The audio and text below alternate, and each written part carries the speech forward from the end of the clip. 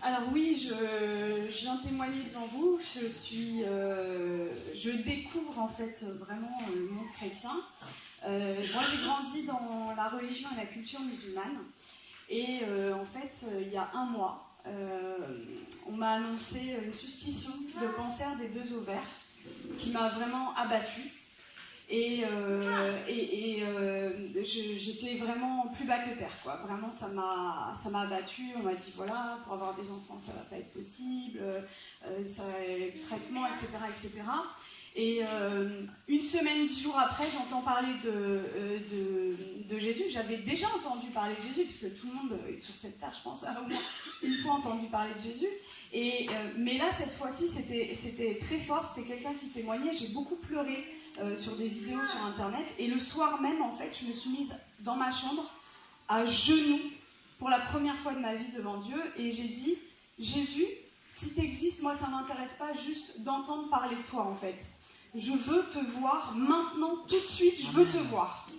Et je veux te voir d'une façon que plus jamais je puisse douter de toi. C'est vraiment ma prière, du plus fond de mon cœur, du plus profond de mon cœur.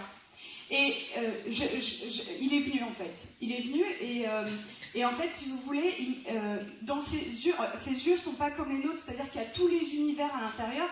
Et il m'a transpercé en fait en plein cœur avec son amour.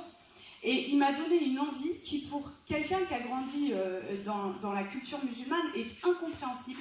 C'est-à-dire qu'il m'a donné envie d'être baptisée. Je comprenais vraiment pas quoi. Parce que voilà, dans ma culture, le baptême c'est quelque chose de... Et le lendemain matin, je me réveille, je cherche partout où est-ce que je peux être baptisée. Donc je regarde les églises catholiques, protestantes, tout. Il n'y a rien qui me disait. Je dis, maintenant, oriente-moi, quoi. Et donc, j'ai rencontré Jésus le 11 juillet. Le 13 juillet, j'étais baptisée. Amen. Et le soir même, je me retrouve dans ma chambre. Et en fait, juste pour vous dire, j'avais des douleurs depuis 4 ans, tous les jours. Tous les jours, j'avais mal, en fait.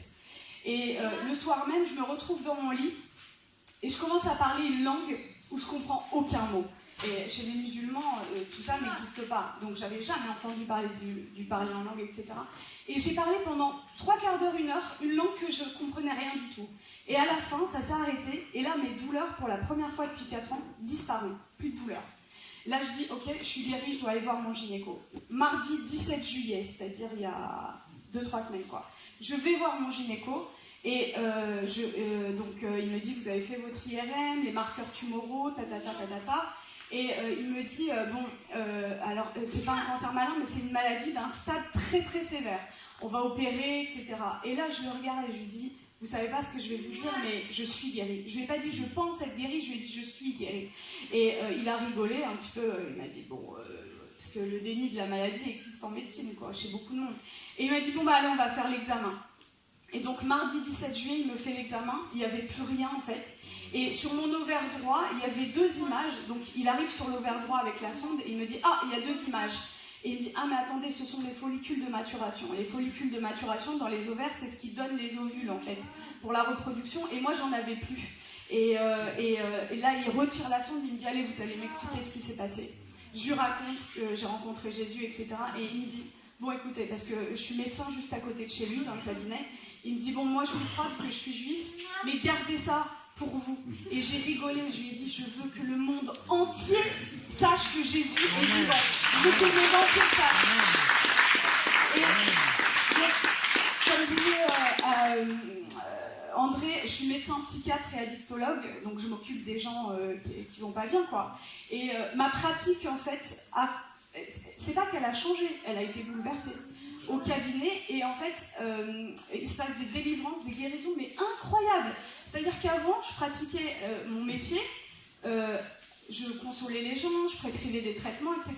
Et je renie pas du tout, j'ai fait 13 ans d'études, je renie pas du tout ça.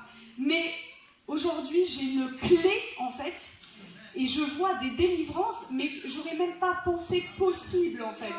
Le Seigneur, en fait, à la fin de mes études, moi, j'ai dit, je veux plus travailler à l'hôpital, c'est cabinet seulement. Et le Seigneur, là, depuis que j'ai été baptisée, m'a ramenée à l'hôpital. Et je vais juste vous raconter, parce qu'en fait, c'est ce que je voudrais vraiment, mon message, c'est que la vie chrétienne, c'est des miracles et des prodiges de Dieu tous les jours en fait. C'est ça la vie chrétienne normale et c'est ce que vous devriez tous vivre. Et si moi, avec ma famille, voilà, ils sont musulmans, c'est pas facile, mais si moi, en tant que médecin, en tant que musulmane, je prends le risque de parler de Jésus au moins 20, 30 fois dans la journée à des gens que je connais pas dans la rue, je vous encourage vraiment à le faire. Parce que c'est comme ça que le feu de Dieu augmente en fait en vous. Et je vais juste vous raconter en fait ma dernière garde à l'hôpital, dimanche, pas qui vient de passer, mais celui d'avant. Les infirmiers, ils n'y croyaient pas en fait. C'est-à-dire qu'on a passé une nuit blanche et il y a eu miracle sur miracle, sur miracle, sur miracle. Et je vous raconte juste un des cas, parce qu'il faut bien que je choisisse. Une jeune femme, 2e année de droit, qui arrive amenée par ses parents, en fait, mutique. Ça fait une semaine, elle n'a pas dit un mot, mutisme.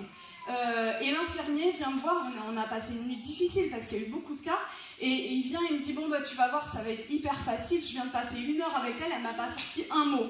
Et moi, dans mon cœur, je dis, mais c'est pas le projet de Jésus.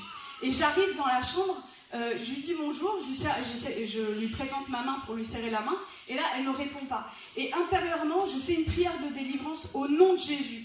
Et là, elle commence à me parler normalement, mais vraiment normalement, quoi. Et l'infirmier arrive 5-10 minutes après, il ouvre la porte et il nous regarde, et au lieu de venir s'asseoir à côté de moi, parce que quand on voit un patient, en fait, le médecin et l'infirmier sont à côté, il va au fond de la chambre, il croise les bras, il nous regarde, et je vois, il se gratte la tête.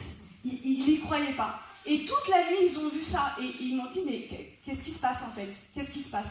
Et tous les jours, je vois ça. Et juste pour terminer, vous avez l'antidote. Jésus est l'antidote. Vous avez un antidote. Le monde entier a le poison. Qu'est-ce que le poison? C'est de ne pas connaître Jésus. Ne gardez pas votre antidote pour vous. Partagez-le. C'est limite, je vais utiliser un terme médical, non-assistance à personne en danger. De voir des gens malades, des gens pas bien, et vous passez, et vous avez l'antidote. Ne gardez pas l'antidote, partagez-le, c'est ce que le Seigneur veut, quoi. Voilà. Merci, hein.